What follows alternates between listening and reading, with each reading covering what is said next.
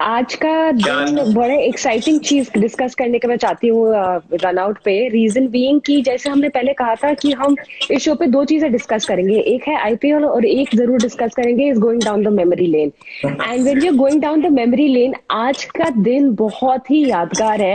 And आप जानते हैं क्यों? क्योंकि मैंने आपसे पहले बात करी थी शाहजहां का वो मैच और वहां पे सचिन तेंदुलकर की वो innings. Rajiv, why don't you put some light, हमारे जो सारे व्यूअर्स हैं जो हमें अभी ज्वाइन कर रहे हैं, जो हमें यूट्यूब पे देखेंगे, उन सब के लिए that impeccable knock by Sachin Tendulkar in that scenario after that dust storm.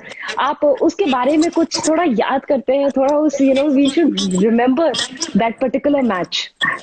ये वो एक ट्राई नेशन टूर्नामेंट था ऋषा। और मुझे अच्छी तरह से याद है कि तब ऑस्ट्रेलिया एक ऐसी साइड थी जिसको हराने के बारे में आप सोच भी नहीं सकते थे। मतलब ऑस्ट्रेलिया इतनी स्ट्रांग साइड हुआ करती थी। और उस टूर्नामेंट में भारत का प्रदर्शन तब तक बहुत अच्छा नहीं था। ऑलमोस्ट वो टूर्नामेंट से बाहर होने की स्थिति में थे, क्योंकि एक तो ऑस्ट्रेलिया बहुत अच्छी क्रिकेट खेल रही थी, वो क्वालिफाई कर चुके थे, और न्यूजीलैंड का रन रेट बहुत अच्छा था जितना मुझे याद है। और उस समय हम लोग टीवी पे वो मैचेस देखा करते थे। और शारजा में तब कलर ड्रेस में वो टूर्नामेंट शुरू हुआ था। कई यंगस्टर्स उस टीम में गए थे। मुझे याद है हरभजन सिंह ऐसे मेरी अक्सर उस इनिंग के बारे में बात होती है। और हम्म। ऑस्ट्रेलिया ने पहले बैटिंग करते हुए मुझे याद है 285 रन का शायद टारगेट रखा था। और हाँ जी। जिस थंडरस्टॉर्म की ऋचा आप बात कर रही हैं, वो उस थंडरस्टॉर्म के आने तक सचिन तो क्रीज पे थे, लेकिन उसके अलावा सौरभ आउट हो चुके थे, अजहर आउट हो चुके थे, अजय जडेजा आउट हो चुके थे, एक और कोई नाम था। चार लोग थे जो मुंबई आउट थे। हो चुके थे। हाँ, चार लोग वो ड्रेसिंग रूम जा चुके थे। और उसके बाद वो थंडरस्टॉर्म आया।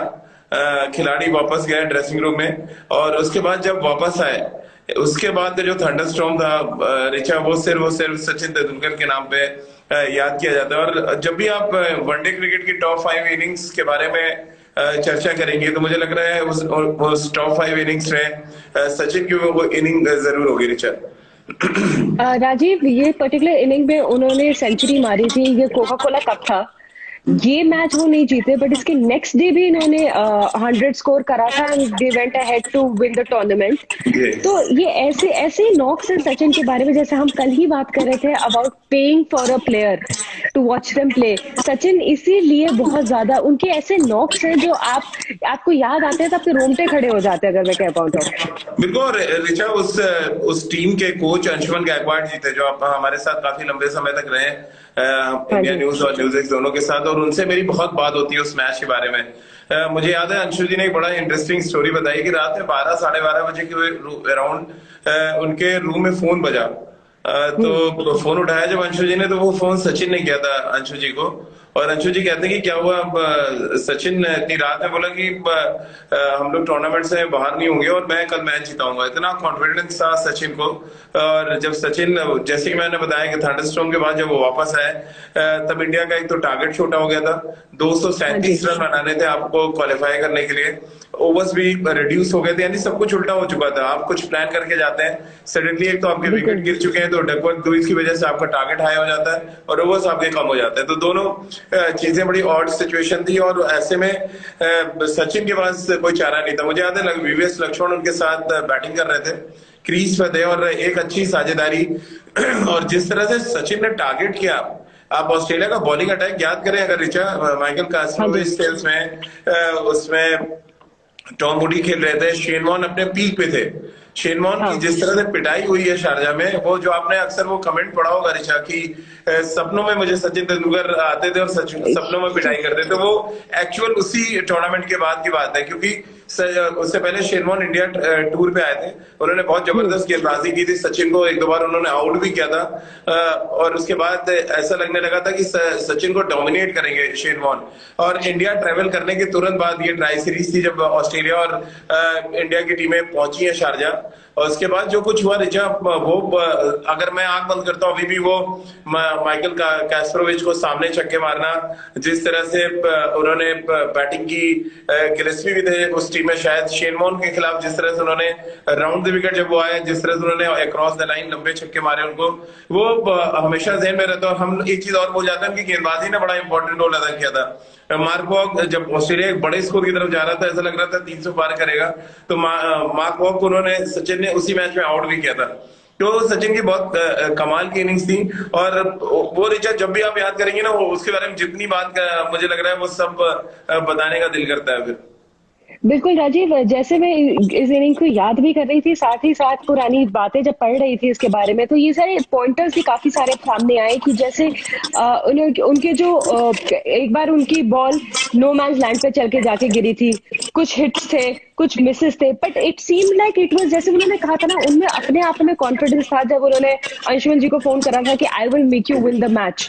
उनको पता था कि it was his day and he will do it no matter what. Even when a dust storm came, उन्होंने देख करके दिखा दिया कि वो डस्ट स्टॉर्म बन सकते हैं, वहां पे स्टॉर्म बन सकते हैं ऑस्ट्रेलिया के सामने, but dust storm would not have stopped him.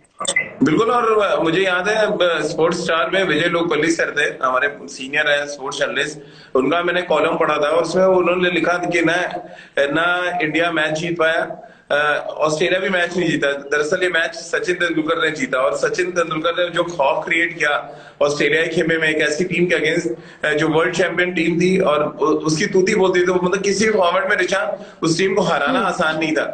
Mark Taylor की अगुवाई में वो टीम खेल रही थी और बहुत ही जबरदस्त बैलेंस था उस टीम के पास। और इसीलिए इस इनिंग को इसलिए बहुत ज्यादा हाईली रेट करते हैं कि आप एक ऐसी टीम के अगेंस्ट रन बनाते हैं, एक ऐसी टीम को आप हराते हैं। सचिन तेंदुलकर जिस तरह की बैटिंग करते हैं उससे ऑस्ट्रेलिया हारती है, और ऑस्ट्रेलिया पे साइकोलॉजिकल इफेक्ट डालने का काम इस इनिंग ने किया था।